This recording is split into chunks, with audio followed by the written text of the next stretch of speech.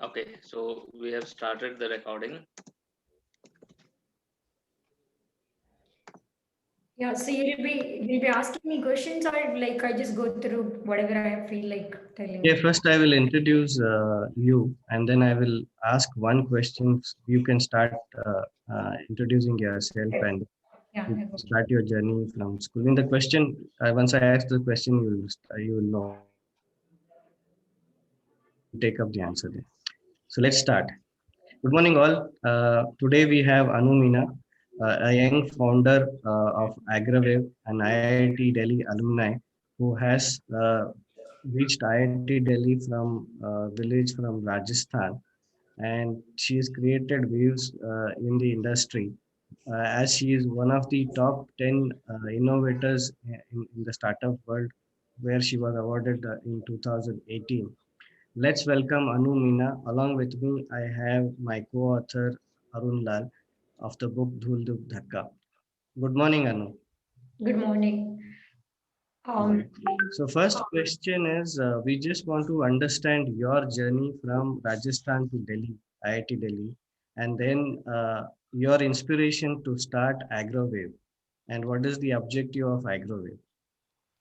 yeah, so first of all, thank you for inviting and to speak about my journey. So I belong to a very small village called Manoli in Savai Madhopur in Rajasthan, and I did my schooling from the village itself till 8th class, and after that I did my 10th, like ninth and 10th from a very small town where we used to go on a daily basis by foot. After completing my 8th and 10th class, I basically moved to a small town where, because we were not having 11th, 12th in the villages or the towns nearby. So we moved to a small city and slightly like, a district.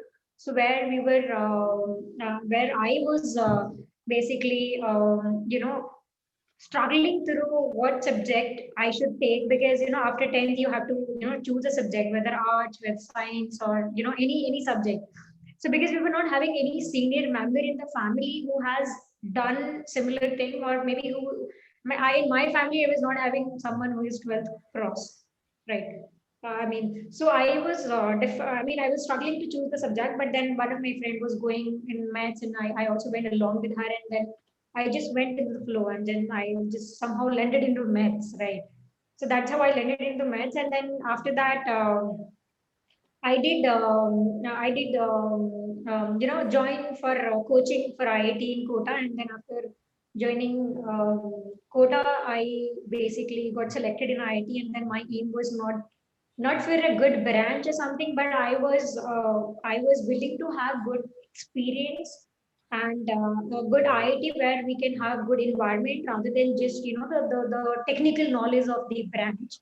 I was more interested in the personality development and in in overall ecosystem development. So I landed into IT Delhi in 2011, and yeah, I mean, as I graduated from school in Hindi medium, so I struggled initially to cope up with the English and all, and but somehow I was a quick learner and able to cope up with the things. But it took me time, and but I found my zone. Like initially when I was struggling these things in studies in English, and with the environment, coming from a very small town to coming to Delhi.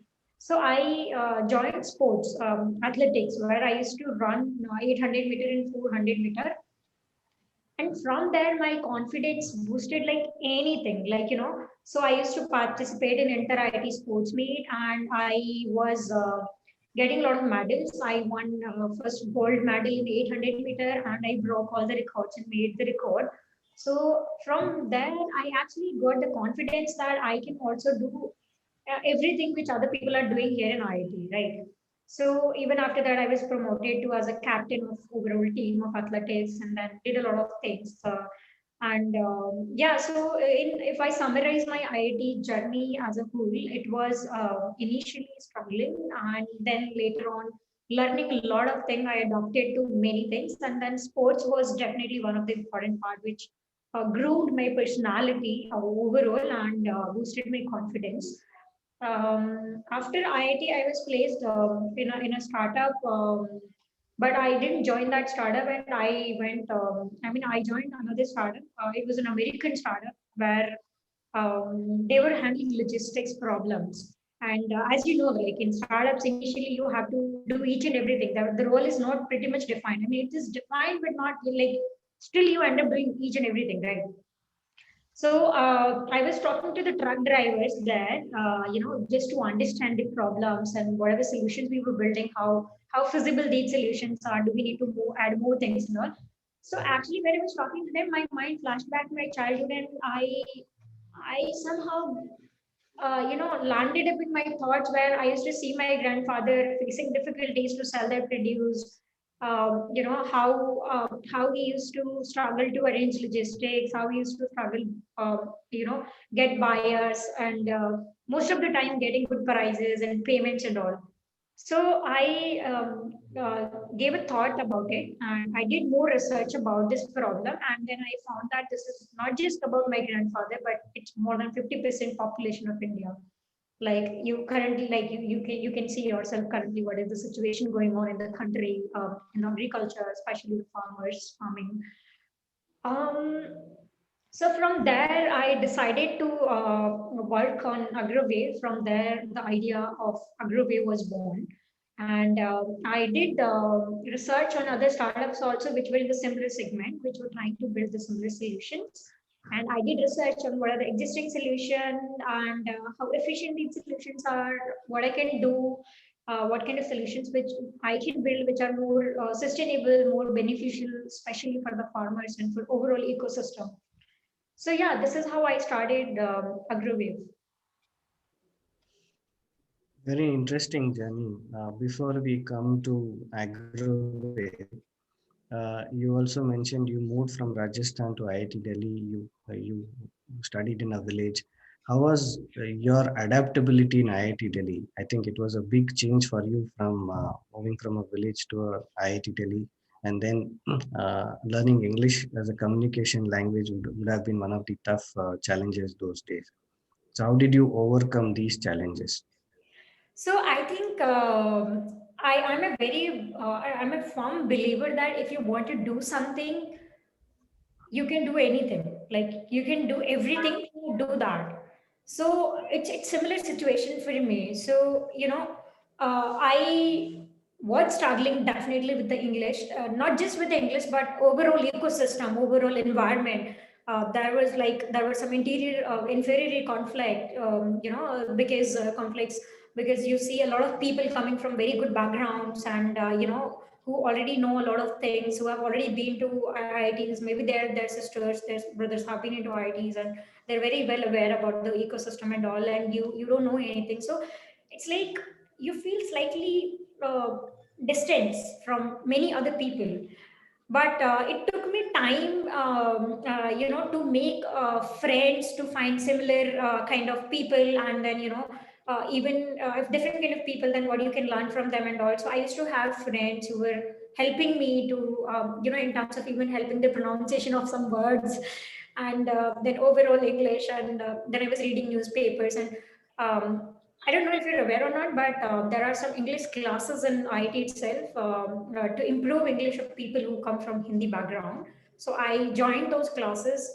Not to say much, I mean, those classes didn't help me much, but at least somehow I got to know that there are other people who are also having the similar problem. And as a human, we tend to find people who are in the, having similar problem, and then we feel like, oh, I'm not alone here. There are other people who are having the similar problem, right?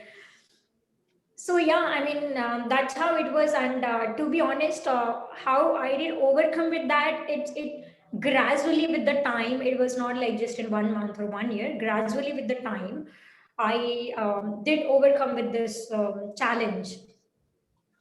Yeah, yeah, great to hear. Especially, I wanted to hear this story because there are a lot of youngsters who want to get into IITs, and sometimes they step away because of shyness. They don't want to. They don't know how the environment is.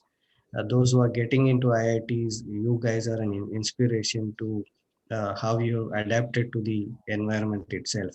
Initially, I know it is a tough challenge because you're competing against the bright students who had good upbringing, who have the ecosystem awareness, and they always have an edge. And over a couple of months or years, I think you will settle down. But the initial hindrance or the issues which people, especially coming from rural background, face, that makes them a bit inferior, not to worry about it. So I think you guys and I also IIT Delhi giving separate coaching classes is something very support from the system, not to worry about the language itself, not to bring down their confidence. Yeah, the next question is, we know agriculture is probably 50 to 54% of the economy, and India is depending on, large population is depending on agriculture.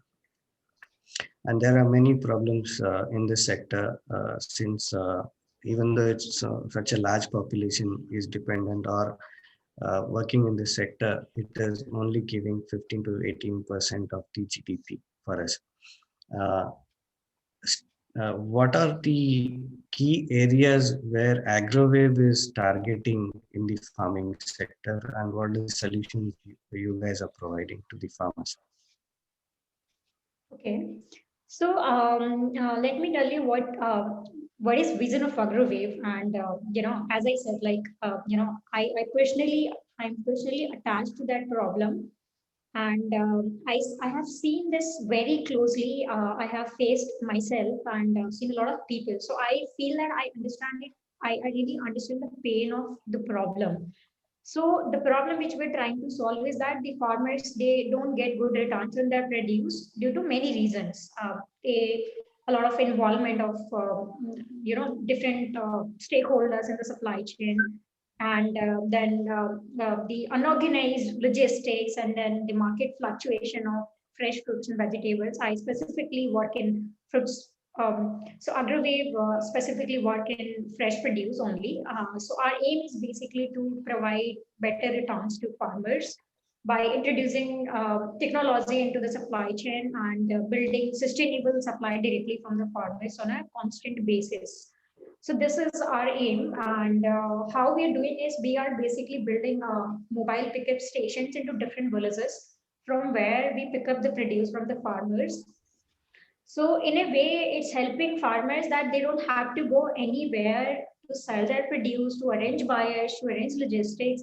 It's that they are getting everything on their farm itself. They are able to sell the produce at the farm itself.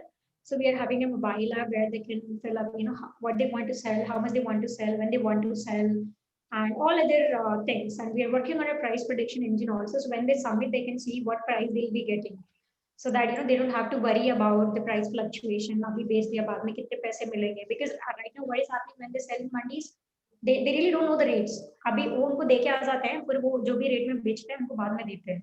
And then there is a very high probability of corruption there, because you really don't know at what price they're selling, because there are no specific systems there. You can write anything, like for example, maybe the person who is sitting in Mandi may be selling in 20 rupees, and he's saying like I sold in 15 rupees. There is no way that you can verify it uh, on a very correct basis.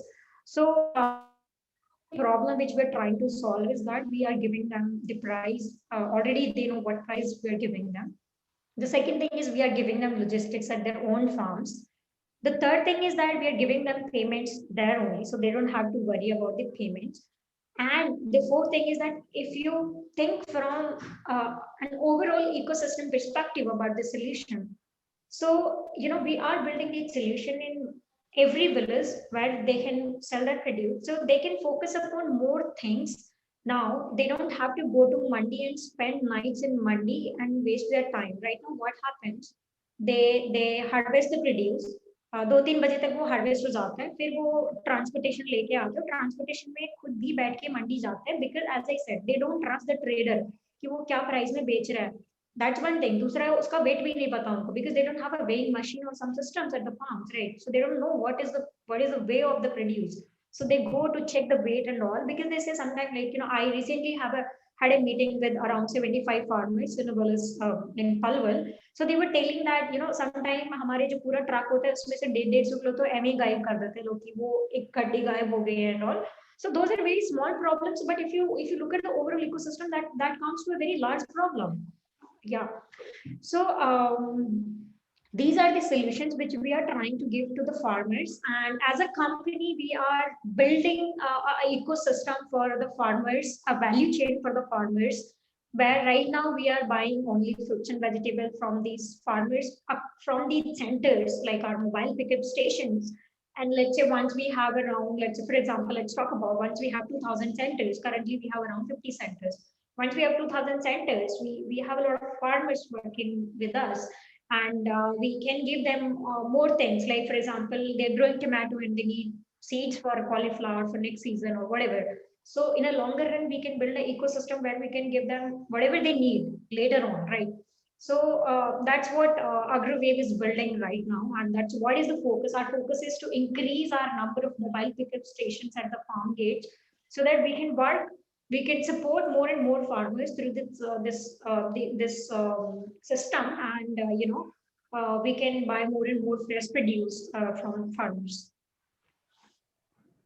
Interesting, and you have hit the nail on the head by solving some of the critical problems of the farmers, especially these two things which you said, pricing and logistics, because they don't know what is happening in the mandi. Mandi is not an online like a Sensex or a BSE index where you know the opening and closing price. I think you are moving to a similar kind of price platform where farmers can know what is the current pricing which is running in the local market, at least close to the mandis. And I think government is also trying to do that itself with the new laws coming in. And if these two problems get resolved, I think our farmers will get the real value of their produce, which has been one of the large issues over the last 5 to 6 decades now, which is unresolved. Hopefully, I think with people like you and the government also pushing through these new laws, will resolve this problem.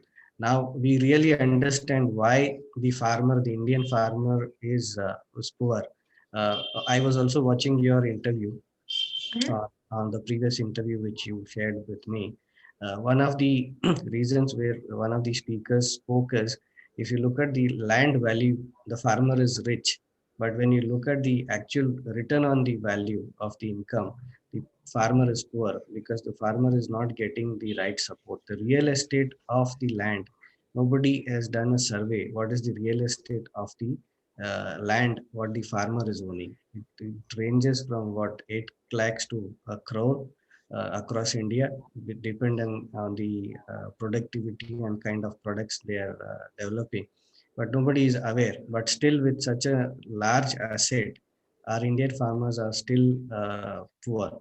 And one of the data points while we were interviewing for our book, one of the farmers, and we also had collaboration with an agriculture scientist who also happens to have done his PhD from IIT Delhi. So one thing which we kind of researched is as globally, China is the #1 producer in terms of agricultural produce. They have almost $1,000 billion revenue market, whereas India is close to $350 billion. The gap itself is like $650 billion, which is a huge gap between the #1 and #2. And I think if you consolidate worldwide, India probably should look at another $1,500 billion market, which it can capture easily through exports and logistics and right pricing. The per capita difference between China and Indian farmers are there at $10,000 per capita income, where our Indian farmers are at 2,500 US dollars per capita income. That itself is a big gap. So that is why the farmers are stressed for loans, subsidies, and suicide. All these things are happening. I think it's a great initiative which you guys have started. How many cities you are currently supporting? How many farmer communities you are currently supporting?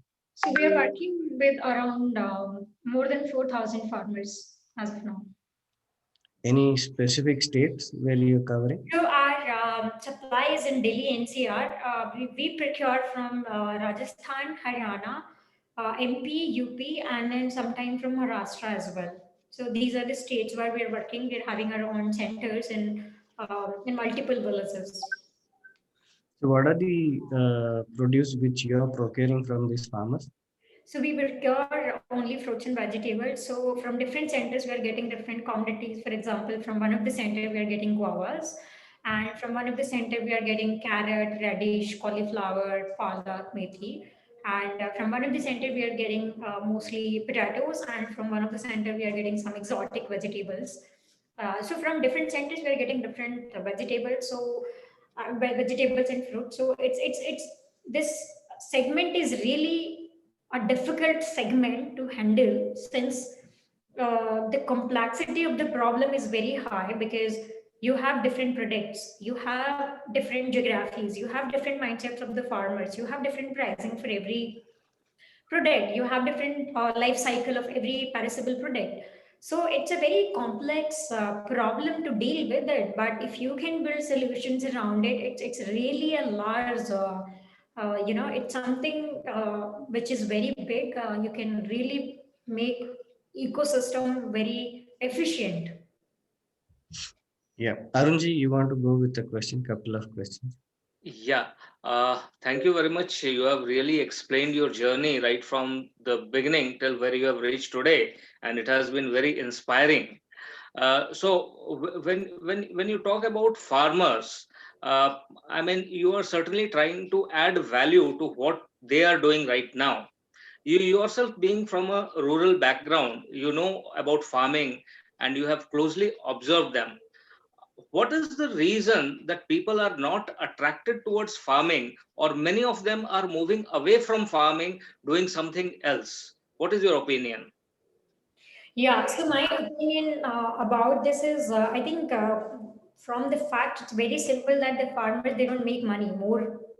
I mean, if you see any farmer, like most of the farmers, they really don't make money, and because of these reasons which we're talking about, the logistics issues, the pricing issues, there have been manipulations, with their mindset because as you already know that farming community overall is being used in between the political and economical perspective. Nobody really think about sustainable models in the farming.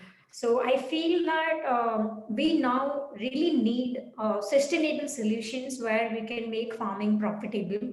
And nowadays, a lot of people now are starting. If you have noticed, I don't know, you have noticed or not, but I am in this segment and I receive a lot of messages from many people who are leaving their corporate jobs and now they're starting some hydroponic farming, they're starting some exotic farming, they're starting some organic farming, and so many more. So what I feel is now the day people see that the farming is profitable, definitely they'll stick to it, and a lot of people will get attracted towards the farming. But currently, the situation is that the farming itself is not profitable. That's why people are not attracted to it. And also, from a very different angle, if you see it, it's very mechanical work. So we have not introduced smart technologies and processes in the segment. So if we introduce smart technologies and processes which can reduce the manual work, then definitely it will be more efficient. It will be more comfortable for people who are working in the farms. You can take any example of irrigation. There a lot of farmers do I mean they irrigate their farms in nights and in colds, and so there has to be some technology around everything which is there in the farming. So that's my opinion about it. Yeah. Okay. This is a wonderful insight into the real issues faced by the farmers. Uh, okay.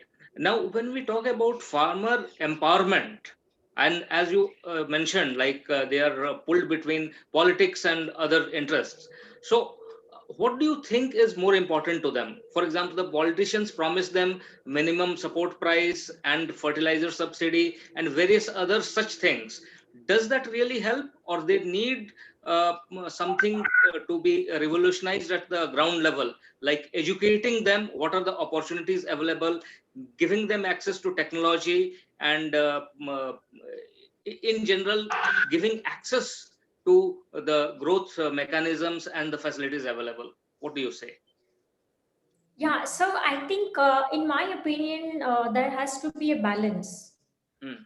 There has to be a balance of economical, aspect of it, like opportunities to them, educating them, giving them Hmm. technology solutions.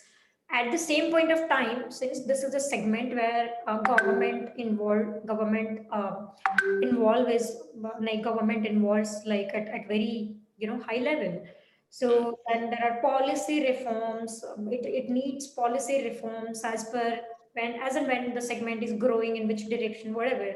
I mean, change is the only thing which is constant, right? So we need to make changes according to the according to the situation, according to the population, according to the weather, according to whatever things going on in the country and the farming.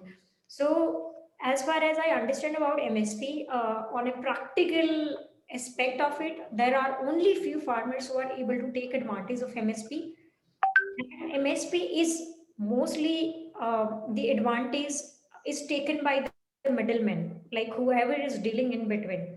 So what happens? I'll tell you a simple transaction, how it happens. So let's say you are a farmer, I am a middleman, and let's say Deepak is a government. Okay. So I am buying produce from you. Okay, let's say I'm buying in 8 rupees, whereas MSP is 10 rupees. So I'm buying in 8 rupees and I'm selling to government, and I'm saying that I'm farmer and I am giving you in 10 rupees, like I'm giving you this produce, and I have, so I'm taking this produce or selling this produce in 8 rupees. Maybe I'm selling to other people or anywhere. And then I take those 2 rupees as, advantage that, I have sold this produce below MSP and I need this 2 rupees. So that's how most of the time happening. You know how educated our farmers are, how much, I mean, how much, they know about the policies, and even if they know how much capacity they have to really take those policies or whatever the advantage which is there for them. Government processes, you already know that how long and tedious these processes are, which take. I mean, even very educated people like me will struggle a lot to take funding from government or anything, which is, so you can understand how difficult it is to take advantage of those those MSPs or any other thing. But I'm not saying that those things shouldn't be there. Definitely they shouldn't be, they should be there, like MSP or any other policy reform. But at the same point of time, there has to be a execution process which is feasible for the farmers to take advantage of anything which is there. So that's how I see it. Everything is important, definitely, because it's a large segment. So government role is also important, but at the same point of time, the corporate role is also very important. If you don't involve corporates, companies, then to create systems, it takes a lot of time. It takes a lot of manpower. It takes a lot of technology efforts. So I think the balance should be there. Yeah, thank you so much. Okay, today we see that there are so many agriculture colleges spread almost every nook and corner of the country. So, what Mhm. role do they play in number one, the agriculture technology, and number two, creating the awareness that we are talking about? Yeah, just a second. My Yeah, laptop is charged and I just need to connect charger. yeah. Arunji, you can repeat the question. बाद Yeah. में Yeah, sorry. Yeah. yeah. Yeah. So my question was, like, you see, there are several agriculture colleges spread across every nook and corner of the country. So my question is, number one, what role do they play in actually defining the technology for agriculture sector and spreading that awareness? And number two is about the policies and the reforms, making farmers aware about that. What role do they play, and what is desirable? Um, Honestly, I don't have the complete knowledge of it to answer it, but as far as I understand there are two different things in when we talk about the technology. I mean, this is one thing is which is like kind of research oriented technology, and then the other thing is which is on the scale to Established. market it and to establish and to build ecosystems. Mhm. So I think they don't do the other part, like the marketing or the scaling up the technology, which is there to build ecosystems. But they are working on the research part, more of the research part. For example, let's say the quality of the how to check the quality of the produce, how to how to grow whatever the whatever vegetables or fruits or any other crop, and what are their timelines, what is the harvesting period, all those kind of knowledges. They definitely have students who are studying about these things, and then they also work in organizations when they are actually involved in those kind of things. But I think the other part which is missing, which is not there, but I think nowadays a lot of startups coming into the segment, they are actually doing this. The incorporation of the technology, incorporation of the processes which can actually scale and make a business out of it, and can really change, can really bring destruction in overall agriculture. Yeah. Okay. Thank you. That was great. Now, you have certainly made good progress, and we need many more innovators like you who really think about the holistic society, and also focus on agriculture, because agriculture is the root of everything that we talk about. So it is agriculture, then the traditional industry like steel, cement, construction, etc., and then we have the high-end things like what is a glamorous thing like software. But agriculture is at the root. Now, uh, you have reached to the success, but you started your journey in a small village, and as you have also talked about, that the environment plays a very important role in defining what you do and how you do. That is what you learned at IIT. When, as a child, you were learning in school, so what was your environment, what were your dreams, aspirations, and did you think about what uh, uh, and how you would reach here where you are right now? Just a glimpse of that. Okay, that's like really going back to my childhood and like Yeah. to those memories. But to be honest, like some now I feel like somewhat whatever life right now I am having, is it the real one, or maybe the whatever life I had in my childhood that was real? I mean, Mm. somehow I myself I'm not able to believe which one is real. I mean, somehow, sometime I feel like, did I actually grown up in that village? Did I Mm. actually went to these schools? I mean, did I actually, had those things? I mean, really, it's kind of a huge transformation, which is hard to believe. I mean, I have gone through the transformation, and it's really difficult for myself to believe, and how I expect other people to believe, but it's really difficult.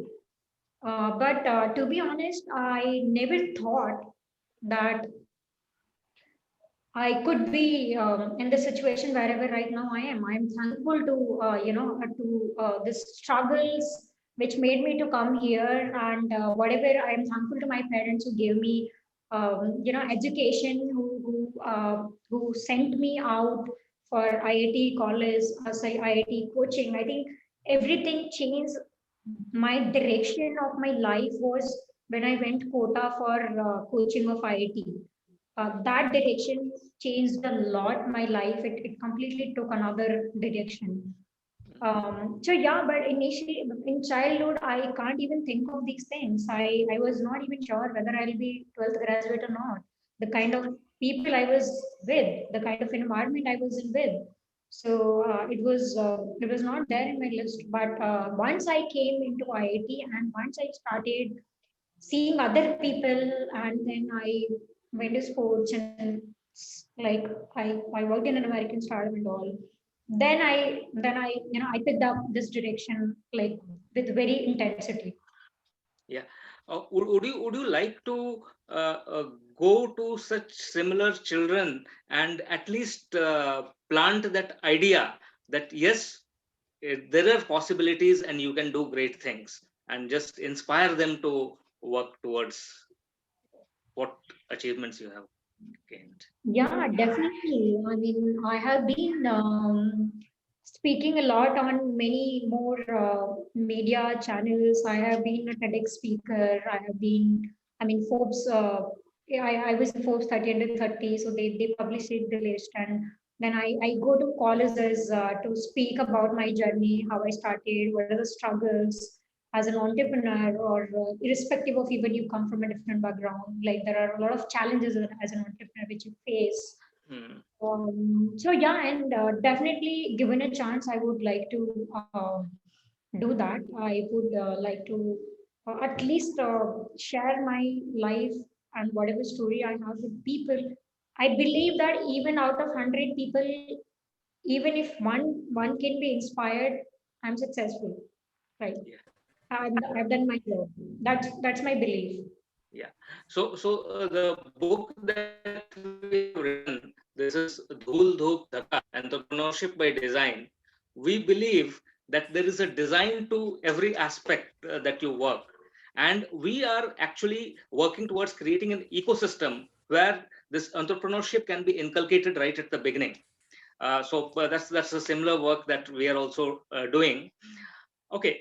Uh, in agriculture, the the area available for cultivation versus the produce that you can do, that you can get in that area. These are two things. And we see that there is a distinct comparison between China and India.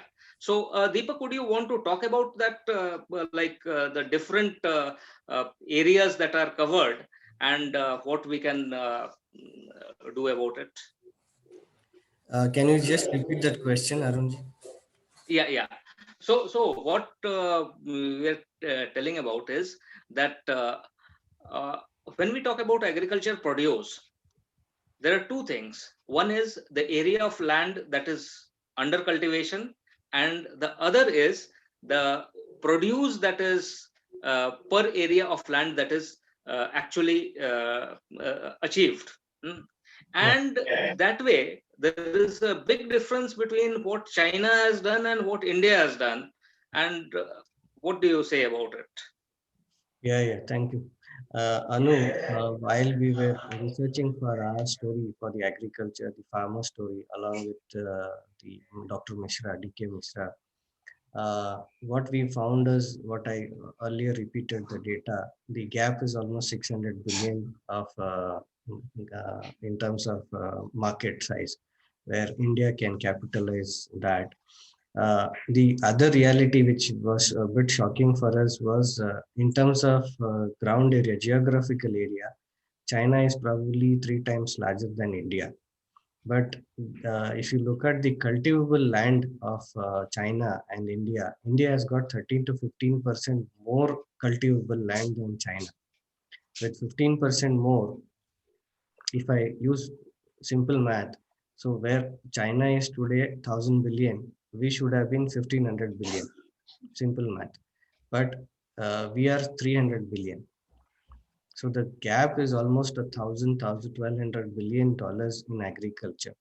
This is something which we want to address why this is happening. The other reason to that is the per hectare productivity is much less when you compare to China and Israel, because probably the technology you are talking, the precision drip irrigation and the support, the logistics. I think this is another issue which we are trying to solve and try to get answers to this. The third one was anyway pricing, and exports is something which our farmers are not aware of. I've been following this sector now very closely. I get to see a lot of exotic vegetables and fruits which is grown in on Facebook. You have all these videos which are coming in. It looks so nice to see these videos. And it is not different or difficult for Indian farmers to grow the same vegetables or fruits, exotic vegetables and fruits, where these can be treated as cash rich crops, and with, see, our farmers know how to cultivate, how to grow. It's just that the right education, right exposure, right market requirement, what is actually required in which city and which country, this data is not available for them. If we can help them, I think our exports also will grow in this sector. This is out of my segment. I mean, I specifically work in post harvestment, so I have more knowledge after the product is harvested. I This is completely a different segment, and I don't have enough knowledge to answer that. The productivity, I understand the issues, I understand the problems, the per hectare productivity, and then the one is the availability of the area, and the other is the kind of soil that in that specifically that area. But to be honest, I am not handling this problem. We are not working on this problem. Other people are working on this problem. We are working on the post-harvesting problem. Yeah, that's good. That's good to know. Uh, so you don't have to be expert on all the matters, right? Yeah, we can't be. Yeah. You can be also, yeah. So we probably would connect with some of your reference who are working on this sector, or a startup which is helping farmers in Yeah. increasing productivity per hectare And cultivation. there are a few startups. Yeah. And our focus is also see how to make vertical cultivation much cost effective. The hydroponics thing, which is very expensive these days, if this can be reduced, the cost per hectare can be reduced, where there can be lot many people who can come and invest in hydroponics. Especially I see a slow trend which is emerging, where people in the corporates who had land or who are willing to go back to farming, because they are aware of, they're doing their research and going, because they understand all these issues, and they're trying to find a solution, and also they kind of already identified a market where to sell. I think this trend, if it increases, is going to create a big wave in the next decade, at least 5 to 10 years now. uh, so what is your take on corporates involvement in farming, where I think farmers still have apprehensions about this, but if technology has to come into farming, it is only through innovation, either through government or through private sector. So what is your take on this? I think, as I said earlier, also there has to be a balance. Definitely, corporate involvement is needed in the segment to bring revolution in the segment, to introduce technology, to introduce more efficient processes, and no change is easy to adaptable change. Like when you change something, there is a disruption. Like anywhere, it's not easy. Like let's say you have made some policy reforms, or even if I talk about my startup, if I change the process overnight, right, it takes a lot of time for other people to understand it, but it is like it's something which is really needed. You have to do it, right, to bring something, to bring a big change. You really need to do some big changes which are not easy to adaptable, which are not easy to adapt. So I believe that it's important to have corporates on ground to work with farmers to introduce more of technology solutions, more of scalable solutions, and this segment is a huge segment, around $300 billion. So you can't expect only one player to be working in the overall segment. You need a lot of different players from different backgrounds, from different technology, having different processes. And that's why it's important that government involve corporates, because only government working in everything, I don't see that working out. But definitely government can make their own policies how these corporates should be operating, so that they don't do something with the farmers, or there has to be a transparency, there has to be overall ecosystem which is effectively positive for farmers and overall agriculture system. So I believe corporate role is important. Can you just talk about your innovation award which you got? in 2018? What was the innovation? And you got a couple of awards on that, right? Yeah, Ministry of Social Justice. Yeah, so everything is for whatever work we're doing. So, and you said like I'm a successful entrepreneur. I'm not. We all are struggling. Like we are struggling entrepreneurs. Every day we struggle. I don't see success. Like a success has very different definition for everyone. They have their own definition of success. I don't believe I'm successful, but I have started something which can really bring revolution. Now it depends on my capacity of how I lead this, how I involve other people in the similar vision to make it larger and to make it happen and to bring revolution in the industry through whatever we are doing. Um, so these awards are for different things, and I believe, like, whenever you're doing something really good, you will get these awards and things. But at the end of the day, what matters is what you created for people, what value you have created for people. So we are trying to create value for farmers where they can really be in the peace. They don't have to travel all nights to mandis. They don't have to be worried about whether their product would be sold or not, what price they'll be getting, and all other problems. So we want them to be in the peace, and then we can actually work on the market linkage, selling their produce, giving them good prices, building processes from their farms itself. So that's where the kick is there for me. I mean, I would consider myself successful once I'm able to scale this this solution, which is really helping a lot of millions of farmers. And they are now working on something else. Like this is automated now. Their selling is automated. They can work upon more innovative crops. And one thing which I really want to say here is that what happens when you are physically very much tired, you are not capable of innovating something or maybe thinking of something. So when I had this meeting with these 75 farmers in Palwal, so we went there, we went to many farms, and by the time I reached home by 9 p.m., I was so tired, and I had a call with my technology team. I was not able to listen, I was not able to give inputs because I was physically so tired. So, what I feel is when they are doing those packing and everything, and even after that, going mandis in the same truck and then sitting there, seeing the loading, unloading, and then going back to their homes by 2 p.m. in the day. So, and all night traveling and all. So physically they're so tired that they're not capable of thinking any other thing which can bring innovation in their farms, in their in their crops or other wherever they want to channelize their energy. They can't. So we want to reduce that physical, the work of traveling here and there, and unnecessary travel which can be automated. So that's where I see myself being adding value to farmers' life. And in overall ecosystem, once we have many centers across villages which are established centers, and we're buying fruits and vegetables on a daily basis.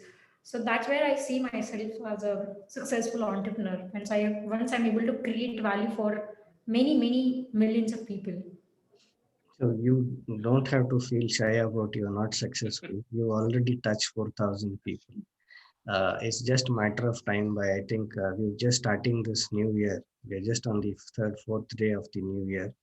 I wish personally that by end of this year you would cross 50,000 farmers' lives by supporting. Yeah, that is our best wishes. So one of the things which is also another problem for farmers, I know you're working with the post harvesting. Now there is another problem where you're under cultivating and over cultivating, which drives the pricing. Is there something AgroWave is helping them in that? Over what? Under cultivating, under production and overproduction. No, no, we're You're not. not doing it. So we are basically mapping supply demand. Hmm. So in a way, yeah, we are working we are solving that problem. But since we are only able to calculate our own whatever we bought from them and what they're growing, so I wouldn't say like we're doing it for overall ecosystem. Definitely, we're doing for our organization. We're sort of doing the supply demand mapping, but not for the overall ecosystem. Okay. And how big is your team now? We are around 30 people. Yeah, that's a good team size. So another thing which I wanted to ask was, so where do you sell directly to the retail market, or you are selling this in the mandis or something, the producers? We have businesses, and then we have small and medium mandis also. So mostly businesses like retailers, hotels, restaurant, canteens, caterers, basically the businesses who use bulk fruits and vegetables. Okay, yeah, good to hear. I think that's a good strategy also, because you need to retail will be a lot of effort for you to do that. Yeah, Arunji, any more questions? Yeah. So in fact, when you talk about success, I would say that there are several levels of success, and certainly you have covered the first many levels. Still, there are many more to go. So, question number one would be: what is your advice to people, entrepreneurs, aspiring entrepreneurs, to who want to do something in this field?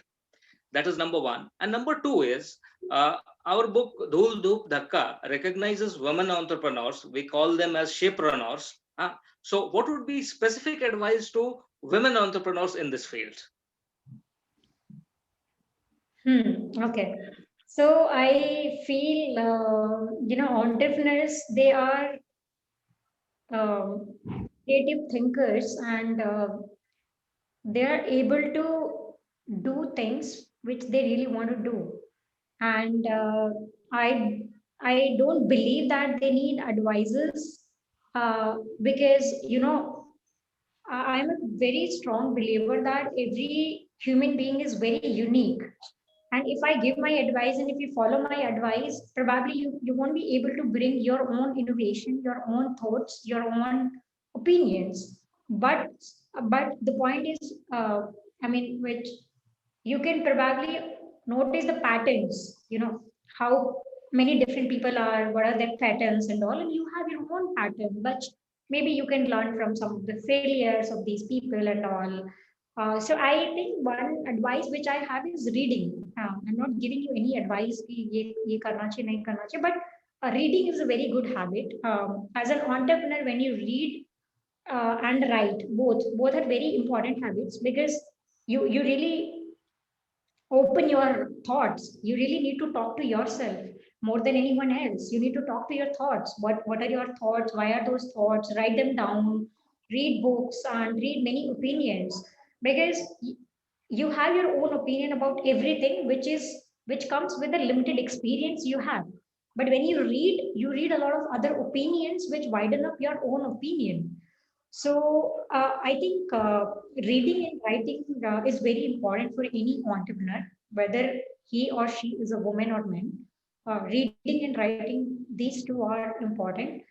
And definitely, if you have team, then talking to your team members, uh, it makes it makes you learn a lot. Yeah. Yeah, and that's excellent views. And when you say that reading is important, in fact, reading a book, it actually brings the experiences of those people, and you can actually take the gist and reap the success from there. There is a saying that a wise man does not need to burn his finger to know that it hurts. He knows it from the experience of others. And with that, actually, the original thought when we started writing this book, Dhul Dhup Dhakka, was that we have captured the stories of so many entrepreneurs. You can see them here and you can see them here. And they have actually explained how their journey started, what struggles they faced, and how they came out successful. And they have given their advices, or I would say they have shared their experiences, and which people would find it useful to learn. So again, I would reiterate and say the same thing, that reading is important. Go find out a relevant book, a magazine, a journal, or be in the company of entrepreneurs and people who have actually gained the success. Yeah, Deepak. Yeah, what is your Dhul Dhup Dhakka moment, Anu? What is Dhul? Sorry, what's that moment in your language? Sorry, I didn't understand. What does that mean? Okay, see, Dhul Dhup Dhakka, the name of this book, what basically Dhul means is the dust. That means it says you need to get involved. You Right. can't just delegate entrepreneurship. Yeah, yeah. Dhup is the harsh sun, or you have to do hard work in the Yeah. field. And Dhaka Dhakka is is struggles that you have to go through. So, in fact, every entrepreneur goes through Dhul Dhup Dhakka. And finally, as a layman, we would look at the glamour of this. He's successful. He has got so much money. That is what we see. That's the glamour or the tip of the iceberg that we see. But there is the whole support below the tip of the iceberg. So, what is it that you would want to highlight in your journey and let others know, yes, I have gone through this, and that is why I'm at this level of success that I am today? I think every entrepreneur has Dhul, Dhoop, Dhakka moment every day. Yeah. I feel like a life of an entrepreneur is like a sine curve. You know, it's like a sine wave. Every day you have ups and downs, ups and downs, ups and downs. So I believe that if you are able to go through these ups and downs, you are able to sustain yourself during those ups and downs. Then you cross a bar, and then other people start seeing you successful. Maybe not successful, maybe at one stage, maybe at the two stage, but I think that's how it happens. For me, I think there are, I have seen, as of now, I feel like I've seen two different stages. I mean, one and two. So, one was when I started. So, that was, I was a solo founder, which is something I don't have any other team member to be with me in any meeting, anywhere where I'm going for motivation, for work, for anything, right? So that was where you can consider it's as a challenge. You can consider it's as a maybe a positive, maybe a negative, maybe whatever it is. But it gives you more strength that you're alone doing things, and it make you more responsible for everything. So I think when I started, it was difficult moment to get into the flow, to at least to get it started. Like, you know, so it's like I have been a runner 800 meters. So एक बार start करना इतना difficult होता है ना, एक बार start हो गया फिर भी you have, you have, you're running, but maybe then you'll be tired and all. But वो start करना इतना difficult था ना शुरू में, and since I was not having any financial backup, so I was a fresh graduate from IIT Delhi, didn't work, didn't have money. That was a struggle, and I started looking for investment, even with my idea and passion only. I met many people before even I registered my company. I exchanged thousands of emails with many of the investors, potential investors, not investors, anyone. But it took me, almost 6 months to register the company, to see, many more things, because I was a fresh graduate. I was not having many knowledge, I mean, not having much knowledge. So there were days when you cry, when you see like I'm really working hard, nothing is moving, right? You see that, you mean you are meeting a lot of people, you are having rejection from many of the people, you feel like what are you doing here, right? You could have been in MNC, you could have been working, you could have been earning so well. So those are the days when you feel like you have emotional breakdowns. Then you have many more struggles, maybe financials, maybe family, maybe your own emotions, maybe friends. And then, but once you cross these ups and downs, you see yourself another person. So when I was able to actually close an investment and start the company from one of the investors, I I I saw that those struggles are worth, right, and other people couldn't see those struggles, but they see like you have chased around, you have started a company, So that was my first dhul dhoop dhakka moment, you can say. The other was when I was struggling with few of the conflicts with my investors or team members, or things like that. So then also you feel like you have created something which is now at least something, not big, but at least something which you want to, which you are emotionally attached to, maybe logically also. That's a business model you have built so far, which you want to take forward.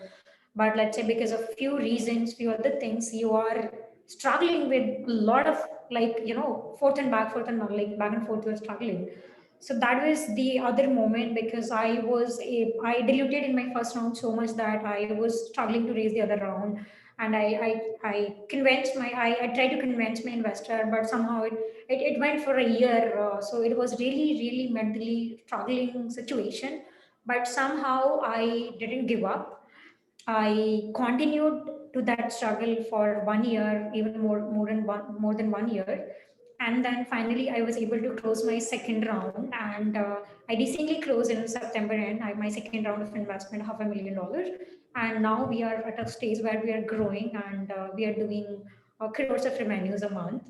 So I feel is that you have to go through every small challenge, and you have to do things your own. You have to, I don't see myself not doing anything. I have done each and everything which you can think of, like from cleaning the warehouse, from hiring the labor, from doing the labor work, from doing the accounting, building the website myself, hiring myself, being HR myself, paying myself, making payments myself, meeting vendors myself, meeting farmers myself, and selling myself everything. There is nothing in the process which I have not done myself. So I feel you have to go through each and everything, and then only you are able to build something which is sustainable, which is for long term. It's not just for 2 years of a day or something. You are actually building something for long term. So yeah, these were two my moments. Excellent answer. I think you also had a great Dul Dhakka moment. The Yeah. title is very relevant to every entrepreneur's journey. I think you very well supported the title with your example. So, what was your support from family? Because one, they put in a lot of effort to take you to IIT Delhi, and then when you said you wanted to do on your own, what was their reaction, and how was their support for what you are currently doing now? What you started doing this? My family was neutral. They were not against it. They were not very supportive to it. They were neutral. They believe whatever I am doing, I must have been doing very good. So they never said that don't do it or something. So they were supportive, kind of, but they were not like, I mean, they were neutral. They were not against it. They were not very supportive to it, but they were neutral. And my mom like keeps saying UPSC kar le, UPSC kar le. इतने लोग, my father keeps saying like IIT के बाद लोग लाखों कमाते हैं, क्या कर रही है तू, and all those things. But after a point of time, now they're really proud of me, and they see me as an example. They're very happy about it. So whenever my relatives ask my mom what she's doing, मेरी मम्मा बोलती है कि पता नहीं क्या कर रही है, बट बहुत अच्छा कर रही है, कुछ भी कर रही है, ऐसे बोलती हैं. So yeah, it's nice. It's good experience. See, I relate to whatever experience you said, writing right from starting the company, sweeping the warehouse, doing the accounting, selling. I truly believe every founder or a co-founder in the team has to be a seller, marketeer, and an operations guys. So you have to dirty your hands as founding members. That is when the true entrepreneurship comes into you, and you also find solutions to the existing problems to sustain and scale up. One thing which entrepreneurs fail is having financial discipline. So, what is your advice to entrepreneurs, especially when you're raising funds? Financial discipline is very, very key, and there's a lot of pressure from investors also. So, how do you manage that? Um, Graduating from IT itself, I'm good with numbers. Definitely, I'm good with numbers. I'm good with structuring. And since I understand my model very well, I feel I'm not overconfident, but I feel like nobody can understand the model uh, as a not like as the founder understands, right? even if you hire a third party to build your models, even if you hire any financial consulting and all, no one can understand the way you understand your model. So I have built my models myself so far, the financial models, the P&L, the projections, everything I've done. Even once I met one of the VC and they were asking me who did this. I was like, I did this. So they were very much surprised that being a solo founder, I was doing each and everything. Apart from that, I was able to build a financial model, which was really good. So I think for people who are not good with numbers, maybe there are many founders who might not be good with numbers, but you have to be good with numbers. Otherwise, you're not able to see the visibility in terms of these things.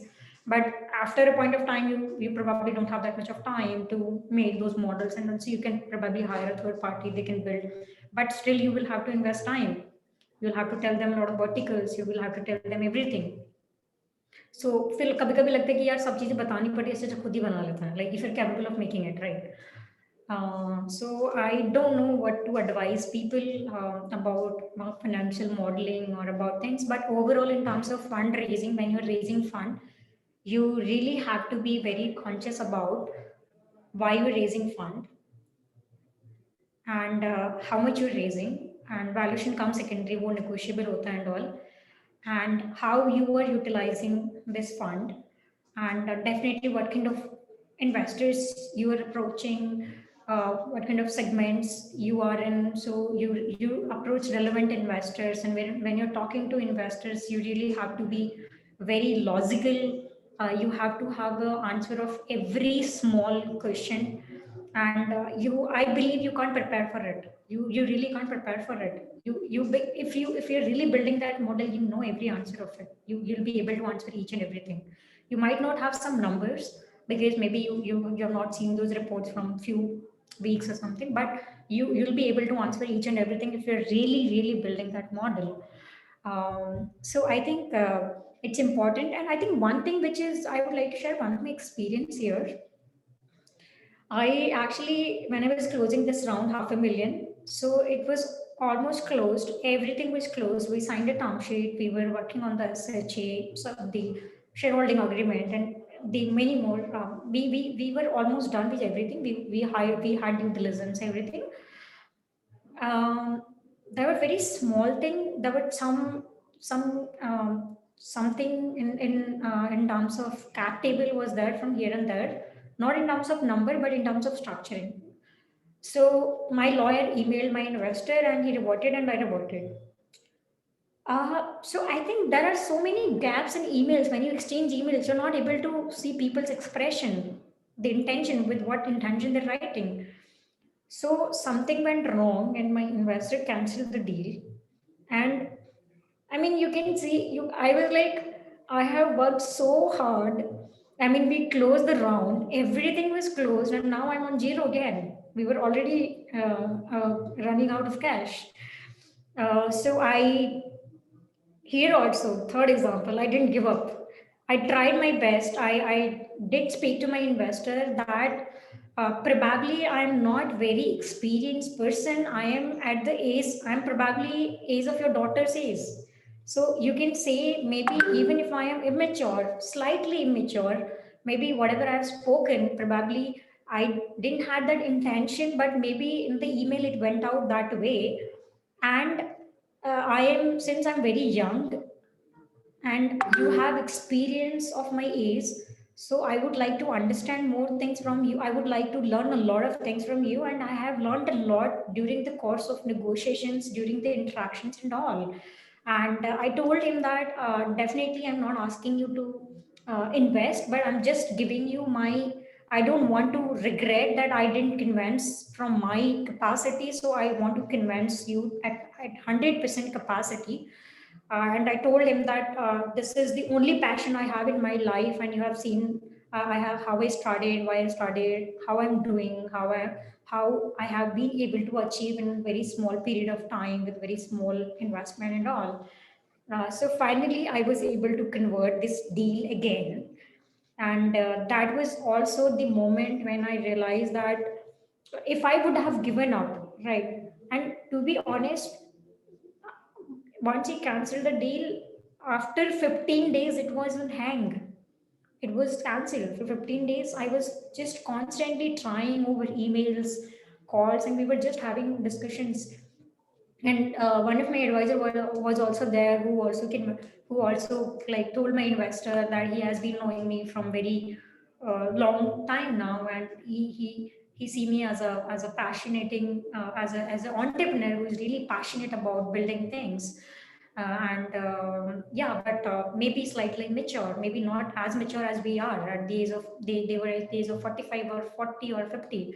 I'm age of 25, right? So that definitely there is something which is not there in me. Which there are some experiences which comes with age and experience. There are something, some of the skill set, or I mean the way you talk, the way you understand people, the way you communicate things, it comes with age and experience, right? You can't expect people just to 1 year में सब कुछ सीख गए, वो कोई maths नहीं है ना कि तुम सीख जाओगे. So I think you have to be very careful when you're interacting with your investors. You have to consider the aspect that where they're coming from, which I couldn't consider somehow. I was just on my experience. So you really have to understand that where the other person is coming from, what experience he has, what kind of mindset he or she has. So those are the things which I feel like I'm learning now. Like I'm learning a lot. These are the things which are important when you're raising your round. Excellent experience sharing, Anu. I think you should not now bother about success. You already done a lot. 2 rounds of closure is also a very big thing, and the way you are going, I think you will close many rounds. So I will just highlight what you said. There are a couple of points which I am picking up from the book. First thing in our book, Arun, probably you can show that page. So we have written in the initial pages, experience is the best teacher. This is a line which is coined, said by Swami Vivekananda. We have quoted his line saying, experience is the best teacher. So in your experience, you learned that mistake happened, but that's an experience which you got. So that is a quote which we have. The third thing is every story which we interviewed in the book, they said a couple of words. One was opportunity, one was passion, and never give up. Everybody said entrepreneurs cannot give up. Even when they had the last 15,000 in their bank account, they didn't know what is going to happen tomorrow. They didn't give up. And they, God's grace, they got investment. The third thing is passion. Every entrepreneur has to be passionate about his idea. So we have a diagram on PhD. So one of our stories said, if an entrepreneur has to be successful, you need to do a PhD. You need to have a PhD. PhD means passion, hunger, and discipline. It is not academic PhD. It is the passion, hunger, and discipline. And that is the diagram which is come out. So what you have with passion and discipline, if you don't have hunger, you have discipline and hunger, but you don't have passion. You have passion and hunger, but no discipline. So that is the triangle, the Venn diagram. When you have all three together, passion, hunger, and discipline, that is when you reach greater ROI.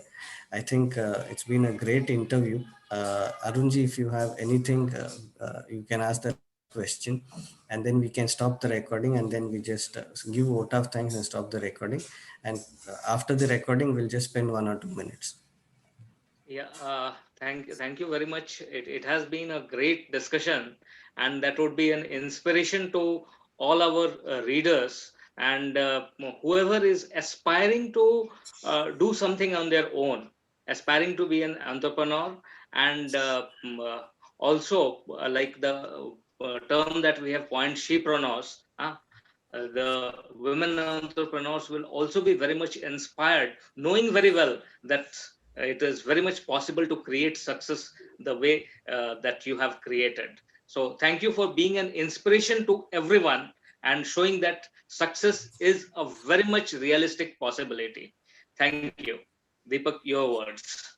Thank you. Yeah, thanks, Anu, for this great interview and great insights. Your experience is really, really worth sharing to a lot of young entrepreneurs. especially during the time when we are going through COVID. One last question, which is just came to my mind before we give the vote of thanks. How did COVID affect you? Because COVID was one of the tough situations as well.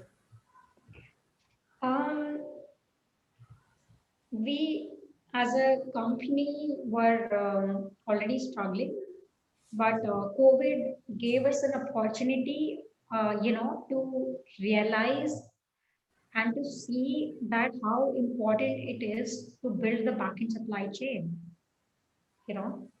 So it was a great, I mean, I wouldn't say it was a great time, but we were able to see the challenges in the supply chain which are there. Mandis were closed because so many people are involved there. Now, everyone who is there in the homes were dependent on the e-commerce companies. And e-commerce companies, they had to have back-end supply chain, otherwise how they'll get all those fruits and vegetables. So we started B2C and consumer deliveries during the COVID, and we learned about that model, the challenges of that model, the margins in that model, and the things.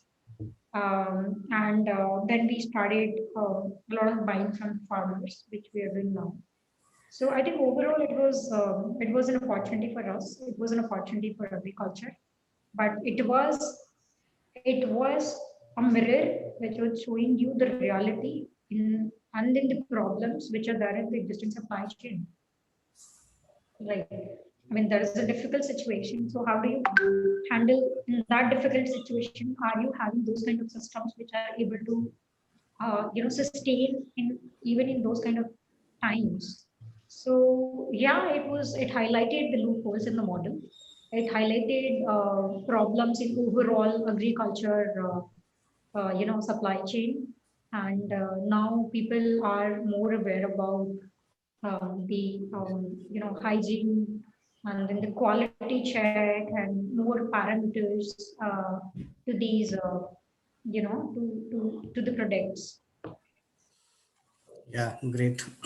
Good to know that. See, things go wrong, but then you have to make efforts to make it right also, right? Yeah. So I think we have come close to this interview. Thank Uh, you. Ladies and gentlemen, thanks for watching this interview. We had a great time with Anu, who's an young entrepreneur, woman entrepreneur, moving from a village to IIT Delhi and setting up AgroWave, the founder of AgroWave. She's doing great job for the farming community, which is depending on where India is depending on almost 50% of the economy is depending on rural sector. We wish Anu a great success in the next years to come, and we hope all the best. And she is an inspiration to a lot of women entrepreneurs who would follow her footsteps. Also, the startups who want to take up any new startups who want to get into agrotech and agro logistics. She is one of the followers and great inspirations to look forward to. Thank you, Anu. Thank you for this great interview and thanks for your time. Thank you. Thank you so much. Yeah, bye. Yeah. Thank you. Arun ji, Yeah. अरे उसने ये कर दिया। अरे अरे अरे